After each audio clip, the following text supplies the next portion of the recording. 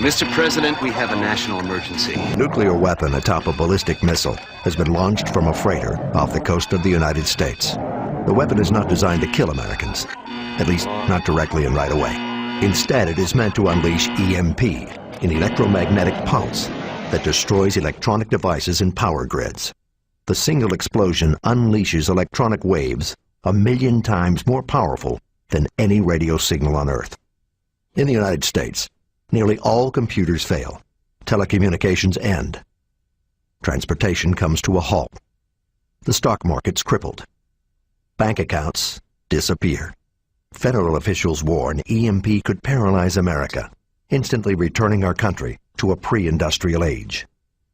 And they say we are utterly unprepared for it. If you think about the effect of an electromagnetic pulse, it would be a devastating impact.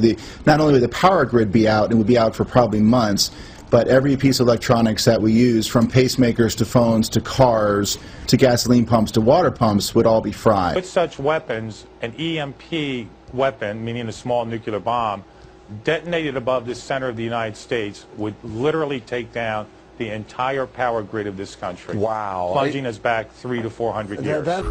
An EMP produces damaging current and voltage surges, burning out the semiconductor chip of any electronic device within line of sight.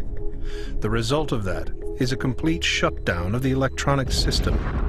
Were the blast to occur high enough, the entire continental United States would be left with no electric power or the things that depend on electric power. Medical services wouldn't be available because they needed electric power. Telephones wouldn't work. The traffic lights would stop working. Big traffic jam. Transportation would be shut down. Electronic funds transfer wouldn't work, so you wouldn't get your paycheck. You wouldn't be able to use your credit card. Food stocks would run out very quickly. Everything we know about life today that makes it convenient and efficient would be shut down. It would mean that basically we would go back to a pre-industrial era overnight, in seconds. Pentagon estimates show that by the year 2015, Iran could have missiles capable of reaching the east coast of the United States. If the Iranians acquire a nuclear bomb, they might be able to cripple their great Satan even sooner through an electromagnetic pulse or EMP attack off America's coastline. Iranian military handbooks point out the benefits of such an attack, and Russia, China, and North Korea also possess EMP technology. Within a year of an EMP event, at least 2/3 of the American population would perish from starvation, disease, and societal collapse.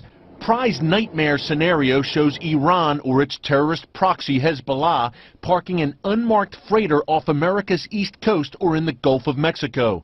They would fire a nuclear-tipped scud above a city like New York, then immediately sink the freighter to destroy evidence of their handiwork. Former CIA double agent Reza Khalili spent time as a member of Iran's Revolutionary Guards Corps. He says the Iranians have conducted missile tests off of ships in the Caspian Sea that are consistent with an EMP-style attack. We've disguised his face and voice for his safety.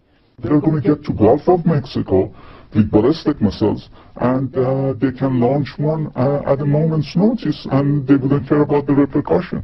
They had a commission that put reports out on this years ago that projected 90% of all Americans could be dead within a year after such an attack. This is a catastrophic threat waiting to happen, and that North Korea, China, and Russia all understand it and are all working on it. I was out at a conference near Los Alamos of our country's leading experts. That was one worried crew. What if everything stopped working? What if you woke up one morning and nothing worked? What if there was no electricity, no telephones, no cars, no running water? What if everything just stopped working? How would you contact your family? How would you live? How long would you live? The idea that we're going to suddenly be shocked one morning because one of these missiles has a nuclear weapon and does something that dramatically changes America, I think is a very dangerous idea, and I find it very difficult to watch the U.S. government be passive as the North Korean dictatorship continues to develop its capacity to deliver nuclear weapons. Or what are we working on to prevent it? Nothing. We in the West, in the democracies, have a propensity to lie to ourselves, just as we did in the 1930s about Adolf Hitler and about Nazism. The congressional study EMP report from 2004 indicated potential casualty rates of 90%. That commission was disbanded back in the spring. We have been kidding ourselves. The North Koreans have been steadily working towards this capacity. The Iranians are laughing at us as they continue to build more and more centrifuges to build the capacity for nuclear weapons. Hamas laughs at us as they continue to fire missiles into Israel.